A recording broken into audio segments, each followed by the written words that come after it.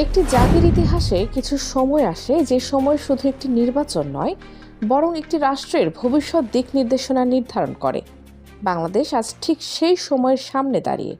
কারণ নির্বাচন মানে শুধু ব্যালট বাক্স নয়, নির্বাচন মানে বিশ্বাস, নির্বাচন মানে নিরাপত্তা, নির্বাচন মানে মানুষের ভোটাধিকার।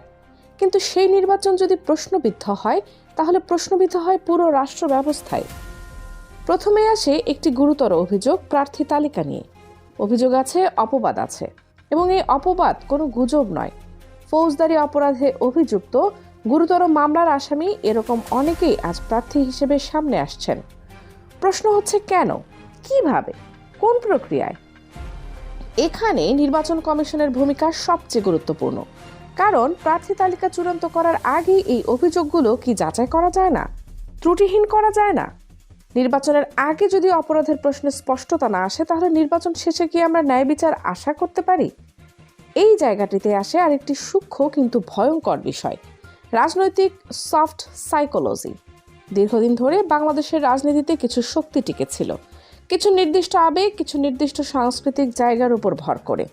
মানুষের অনুভূতি, মানুষের স্মৃতি, মানুষের ইতিহাস, এই জায়গাগুলো ব্যবহার করে প্রভাব বিস্তার করা হয়েছিল। এখন প্রশ্ন হচ্ছে, সেই জায়গাগুলোতে কি আবার নতুন করে আঘাত করা হচ্ছে? আমরা দেখছি কিছু সাংস্কৃতিক প্রতিষ্ঠানে হঠাৎ হামলা, কিছু মিডিয়ায় নির্দিষ্ট ন্যারেটিভ তৈরি। এখানে একটা সোজাসাপটা প্রশ্ন উঠে আসে, যদি জুলাইয়ের পক্ষের শক্তি এসব করত, তাহলে তারা এতদিন অপেক্ষা করত কেন? 2024 সালের আগস্টই তো তাদের জন্য যথেষ্ট সময় ছিল, কিন্তু তখন তো উদীচিতে কোনো হামলা হয়নি। তাহলে আজ এতদিন পরে এসে এই হামলাগুলো কারা করছে? এটা শুধু একটি ঘটনার প্রশ্ন নয়, এটা একটি উদ্দেশ্যের প্রশ্ন। আমরা সরকারের কাছ থেকে চাই এই বিষয়ে স্পষ্ট অবস্থান। কারণ নীরবতা এখানে খুব বিপজ্জনক। নীরবতা মানেই সন্দেহ, আর সন্দেহ থেকেই তৈরি হয় ধারণা। এগুলো কি নতুন করে সহানুভূতি তৈরির চেষ্টা নয়? একটি পুরনো শক্তিকে নতুন মুখে ফেরানোর প্রক্রিয়া নয়? এবার আসি নির্বাচন দিনের ভেতরের চিত্রে। নিয়ম আছে, ভোট কেন্দ্রের ভেতরে থাকা পোলিং এজেন্টদের মোবাইল ফোন ব্যবহারে নিষেধাজ্ঞা থাকবে। কিন্তু বাস্তবে কি হচ্ছে? এই নিয়ম মানা হচ্ছে না। ফলে ভোট চলাকালেই বাইরে খবর চলে যাচ্ছে, কে এগিয়ে আছে, কে পিছিয়ে আছে, আর এই খবরই তৈরি করে বিপর্যয়।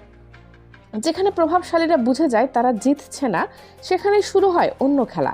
নির্বাচন বানচালের চেষ্টা, ভোট কেন্দ্রের ফলাফল স্থগিত করার চক্রান্ত, কখনো কখনো সরাসরি সহিংসতা। আমি নিজে প্রিজাইডিং অফিসার ছিলাম, আমি জানি ভেতরের বাস্তবতা কতটা কঠিন। দুঃখের বিষয় হলো, এই জায়গাগুলোতে এখনো কার্যকর নিয়ন্ত্রণ নেই। এই সংস্কৃতি বদলাতে হলে শুধু নিয়ম থাকলেই হবে না, নিয়মের কঠোর প্রয়োগ দরকার। এবার একটি অত্যন্ত গুরুত্বপূর্ণ প্রশ্ন, নির্বাচনের দিন কি নির্বাচন কমিশনের দায়িত্ব শেষ? কারণ বাস্তবতা হচ্ছে, ফলাফলের আভাস পাওয়ার সঙ্গে সঙ্গেই সেই রাতেই শুরু হয় সহিংসতা। বাড়িতে হামলা, কর্মীদের উপর আক্রমণ, ভয়ভীতি। এই পরিস্থিতির জন্য কি কোনো পূর্ব প্রস্তুতি থাকে? সরকার ও নির্বাচন কমিশন যদি আগাম পরিকল্পনা না নেয়, তাহলে প্রতিবারই আমরা একই চিত্র দেখব। আর তখন জুলাই 24-এর যে পরিবর্তনের স্বপ্ন, তা নির্বাচনের দিনেই আমাদের ভুলে যেতে হবে। এরপর আসি নির্বাচন পর্যবেক্ষকদের ভূমিকার দিকে। গণতান্ত্রিক নির্বাচনে অবজারভাররা হলো চোখ ও কান, কিন্তু বাস্তবে তারা কতটা স্বাধীন? অভিযোগ আছে, অনেক সময় সরকার বা নির্বাচন কমিশনের পক্ষ থেকে অবজারভারদের সঙ্গে অসহযোগিতা করা হয়। আমরা যে তালিকা জমা দিই, সেগুলো সময় নিয়ে অনুমোদন দেওয়া হয় না। ফলে কি হয়, কার্ড বিতরণ হয় শেষ মুহূর্তে, কখনো কখনো নির্বাচনের আগের রাত 12টা পর্যন্ত আমাদের বসিয়ে রাখা হয়। এখন প্রশ্ন, সেই কার্ড নিয়ে পরদিন সকাল 7টার মধ্যে কিভাবে একজন অবজারভার কেন্দ্রে পৌঁছাবে? আমাদের দাবি খুব সাধারণ, কমপক্ষে 1 সপ্তাহ আগে অবজারভার কার্ড ও গাড়ির অনুমোদন দিতে হবে। কারণ অবজারভারের কাজ শুধু ভোটের দিন নয়, নমিনেশন জমা দেওয়ার দিন থেকেই অনেক অনিয়ম শুরু হয়। লেভেল প্লেইং ফিল্ডের কথাও এখানেই আসে। আইন অনুযায়ী তফসিল ঘোষণার পর সব ব্যানার ও পোস্টার নিজ নিজ দলের দায়িত্বে সরানোর কথা, কিন্তু বাস্তবে কি দেখছি? অনেক জায়গায় এখনো ব্যানার ঝুলছে। এটা কি আইন অমান্য নয়? নিরাপত্তার প্রশ্নে পরিস্থিতি আরো ভয়াবহ। কিছু প্রার্থীকে দেওয়া হচ্ছে অতি নিরাপত্তা, আর কিছু প্রার্থী কার্যত নিরাপত্তাহীন। এই বৈষম্যের ফলে নির্বাচনী সহিংসতায় প্রার্থী হাদি আততায়ীদের হাতে প্রাণ হারালো। এটা কি শুধু বিচ্ছিন্ন ঘটনা? হাদি কোনো বিচ্ছিন্ন মানুষ ছিলেন না, তিনি ছিলেন একজন প্রার্থী, তিনি ছিলেন জনগণের প্রতিনিধি।